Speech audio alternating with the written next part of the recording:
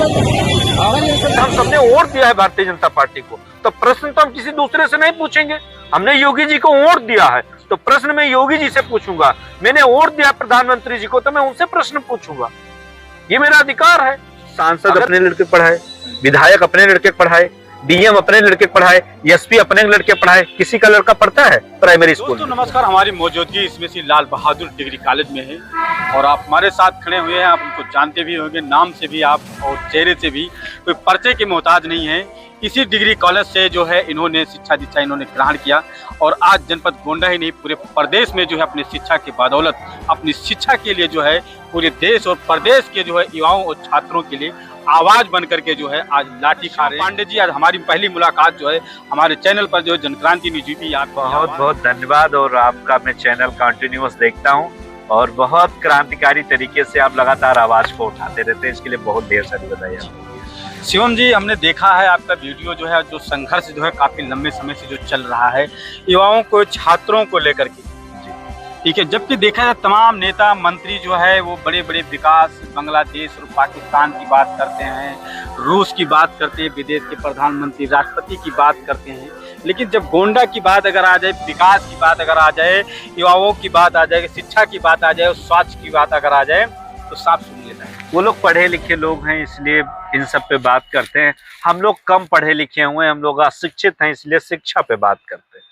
हम लोग रोजगार पे बात करते हैं, हम बात करते हैं कि पेपर लीक पे कानून बना दिया जाए, हम बात करते हैं कि फीस बिल रेगुलेशन ले आया जाए, हम बात करते हैं कि देश में 10 साल में 1 लाख से छात्रों ने सुसाइड क्यों किया। हम इसलिए बात करते हैं क्योंकि हम लोग कम पढ़े लिखे लोग हैं, वो लोग शायद ज्यादा पढ़े लिखे होंगे जो नेता हैं। एक दिन सदन में 7 से 8 करोड़ रुपए उसके सदन को चलाने में खर्च होते हैं, लेकिन वहां पे रोजगार पे बात नहीं होती है, वहां पे पेपर लीक पे बात नहीं होती है, वहां पे शिक्षा के बाजारीकरण पे बात नहीं होती है, वहां पे छोटा और बड़े समोसा पे बात होती है। तो वो लोग पढ़े लिखे ज्यादा है, हम लोग अशिक्षित हैं ऐसा लगता है। हमने देखा जिस तरह से आपने भी पिछले महीनों में जो आंदोलन आप कर रहे, ठंडी बारिश में जो है लखनऊ बैठ करके के जो है वहाँ धरने प्रदर्शन पर मुख्यमंत्री जी से मांग कर रहे थे। जिस तरह से आज देखा जा रहा है कि महंगाई के दौर में शिक्षा देश की सबसे महंगी हो चुकी है और आप लड़ाई लड़ रहे थे, क्या अब तक कुछ रिजल्ट मिल पाया? देखिए, अभी तक तो ऐसा कोई रिजल्ट नहीं मिला है। हम लोग कंटिन्यू वहां पे बैठे हुए थे, पैदल चल के गए, कोई रिस्पांस नहीं। अपने ब्लड से मैंने अपने ही इसी उंगली काट के खून से मुख्यमंत्री को लेटर लिखा, कोई रिस्पांस नहीं। और वहां के ओएसडी ने मुख्यमंत्री आवास पे हम लोगों को बताया था कि मुख्यमंत्री से मुलाकात कराएंगे, लेकिन ओएसडी से मिलकर वापस करा दिया गया। 10 से 15 दिन में बोला गया था मुलाकात करवाएंगे, लेकिन मुलाकात तो नहीं हुई। मैंने पीसी करके कहा था कि ओएसडी ने झूठ बोला कि उन्होंने मुलाकात कराए थे। उसके बाद उत्तर प्रदेश पुलिस ने 7 से 8 मुकदमे मेरे ऊपर लिखे। मेरा सवाल यह है कि जिस तरह से देखा जा रहा है कि शिक्षा के क्षेत्र में एक जो प्राइमरी सरकारी स्कूल जो चल रहा है, जबकि वहाँ जो टीचर जो आते हैं काफ़ी संघर्ष करके, काफ़ी टेट सुपर टेट पास करके जाने के बाद में तब जा करके उनको नौकरी मिलती है और वो पढ़ाने का काम करते हैं। लेकिन देखा जाए उसकी व्यवस्था जो है, आज गार्जियन माँ बाप जो है अपने बच्चों को वहाँ पढ़ाने के लिए बहुत संकोच करते हैं। अगर किसी भी वैसे देखा जाए विद्यालय, तो कोई ऐसे विद्यालय होगा जहाँ पर सैकड़ों बच्चे मौजूद होते हैं। नहीं, हम ये कह रहे हैं कि जैसे कुछ लोग कहते हैं कि प्राइवेट के लिए आप आंदोलन कर रहे हैं तो बच्चों को सरकारी में पढ़ाइए, तो हम कह रहे हैं ना, सरकारी स्कूल की अगर इतनी ही अच्छी सुविधाएं हैं तो सांसद अपने लड़के पढ़ाए, विधायक अपने लड़के पढ़ाए, डीएम अपने लड़के पढ़ाए, एसपी अपने लड़के पढ़ाए। किसी का लड़का पढ़ता है प्राइमरी स्कूल में? किसी का नहीं पढ़ता। पढ़ता है प्राइमरी स्कूल में जो मजदूरी करता है, जो रिक्शा चलाता है, जो ठेला चलाता है, जो दुकान छोटी छोटी लगाते हैं, ये लोग प्राइमरी स्कूल में और सरकारी स्कूल में पढ़ते हैं। क्यों? क्योंकि इनके पास पैसे नहीं है। अगर शिक्षा का अगर आप भेदभाव कर रहे हैं, सस्ती शिक्षा सबका अधिकार के नारे के साथ हम लोग काम कर रहे हैं, अगर सरकार शिक्षा में भेदभाव कर रही है तो ये मुझे लगता है बहुत ही गलत है। सरकार बात कर रही है एक देश एक चुनाव की, हम कह रहे हैं एक देश एक चुनाव से पहले आप एक देश एक शिक्षा नीति लागू कर दीजिए। क्यों नहीं कर रहे हैं आप? एक देश एक शिक्षा नीति लागू कर दीजिए। जो इश्यूज है सरकार को उस पर बात करने की आवश्यकता है, क्योंकि हम सबने वोट दिया है भारतीय जनता पार्टी को, तो प्रश्न तो हम किसी दूसरे से नहीं पूछेंगे।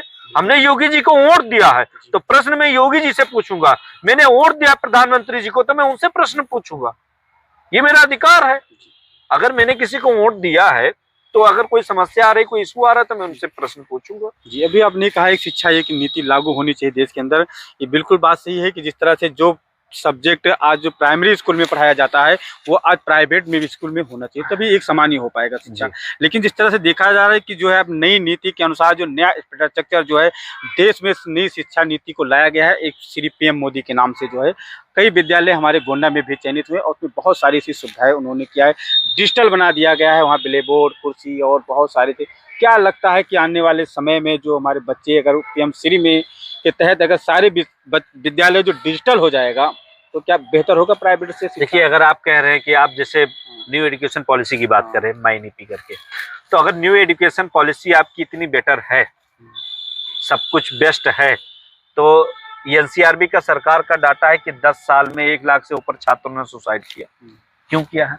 सबसे बड़ा यही तो विफलता दिख रहा है। अगर आपका बेस्ट है एजुकेशन पॉलिसी, तो छात्र आज के समय में किसान से भी ज्यादा सुसाइड कर रहे हैं।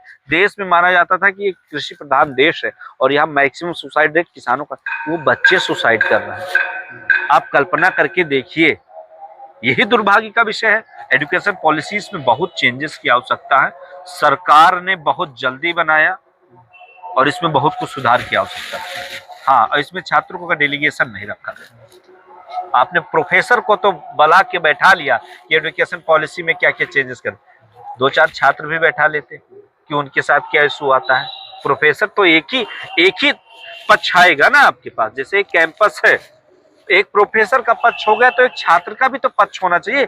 जब दोनों पक्षों को आप सुनेंगे तभी एक कंक्लूजन पे निकल के आएंगे। तो जो ड्राफ्टिंग की गई, मुझे लगता है ऐसा कि या तो सिलेक्टिव छात्र रहे या छात्र रहे ही नहीं। तो क्या लगता है कि जो है सरकार, चाहे केंद्र सरकार हो राज्य सरकार, शिक्षा को लेकर इतनी गंभीरता क्यों नहीं ले पा रहा है? कि क्या वजह है? क्योंकि उनको लगता है उत्तर प्रदेश में मुद्दा नहीं है, देश में शिक्षा मुद्दा नहीं है। हमें जाति के आधार पे ऊँट मिल जाएगा, हमें गले के आधार पे ऊँट मिल जाएगा, हमें 10,000 रुपए के आधार पे ऊँट मिल जाएगा। तो जब इसके आधार पे उनको ऊँट मिल रहा है तो शिक्षा पे क्यों पॉलिसीज पे बात करें? सभी विधायकों सांसदों की स्कूल है। कहीं ना कहीं जो है हमारे समाज को, जो हमारे वोटर है, इनको भी जिम्मेदार, बिल्कुल पहली जिम्मेदारी इन्हीं की है।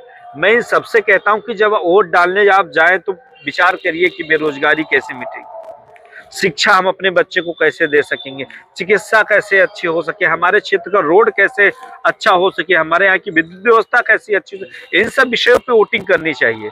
ये जो त्वरित लाभ होता है, जो क्षणिक लाभ होता है, जो क्विक आपको आता है, ये कहाँ से आता है? हम आप टैक्स देते हैं, टैक्स से ही आता है। जैसे कि अभी एक आया था, एक जीएसटी बचत उत्सव करके मनाया गया जी, कि जीएसटी कम हो गई। अरे भैया, लावा क्या रहा? लाए भी तो यही थे, कह रहे थे आधा रेट होगा। चलिए ना मेरे साथ कि एक रवि किशन ने, वो मेंटली डिस्टर्ब है मुझे लगता है। हम लोग चंदा वंदा पैसा एकत्रित करके उनको दे देते या पीएम केयर फंड से वो इलाज करा लेते। कभी छोटे मोटे समोसे की बात करते हैं, कभी कहते हैं कि जीएसटी का रेट हाफ हो गया, कभी कहते हैं कि जो यहाँ जलेगा डायरेक्ट स्वर्ग को जाएगा। जीएसटी से जो इजाफा कुछ लोगों में मिला, जैसे छोटे छोटे लायक हो जो है, आज आप मेरी बात, गाड़ियों में जो है बता रहे हैं कि रेट आधा होगा, कह रहे थे। आधा नहीं हुआ, कुछ परसेंट। ये रवि किशन जी कह रहे हैं, या तो माफी मांगे जनता के सामने, ये मेरे साथ रवि किशन जी चले जिस दुकान पे कहें रेट आधा करवा दे। और मैं कह रहा हूँ जीएसटी लाया कौन, बढ़ाया कौन? मैं आपसे 100 रुपए ले लूं, उसके बाद कहूँ किलो 50 लो, आप कहो 50 रुपए मुझे मिल गए, वाह वाह। अरे भैया, जीएसटी लाए भी आप, कम भी आप कर रहे हो, फिर उसका उत्सव क्यों मना रहे हो? नहीं मनाना चाहिए। जीएसटी से क्या होता है, कोई भी सरकारें हो, जीएसटी अगर नहीं लगाएगी तो राज्य सरकार की जो कोष है केंद्र सरकार की, उससे कहीं ना कहीं डगमग हो जाएगा। तो आपके हिसाब से फिर तो जीडीपी ग्रोथ करनी चाहिए ना। इस समय रुपए का भाव कितना है? 90 पहुंच गया है, शायद 90 है। अगर ये जो आप पॉलिसी बता रहे हैं, अगर हमारा बहुत बेस्ट चल रहा है, ये 90 क्यों पहुंच गया? और दूसरी बात, अगर आप ये कह रहे हैं जीएसटी, तो पहले इतना ज्यादा क्यों लगा दिए? शुरू से ही कम लगाते ना, तो ये फिर कम किए तो गलती किसकी है? सरकार। तो इस पे क्षमा मांगना चाहिए कि उत्सव मनाना चाहिए? सार्वजनिक रूप से मंच से 8 बजे लाइव आना चाहिए कि आज प्रधानमंत्री जी 8 बजे लाइव रहेंगे।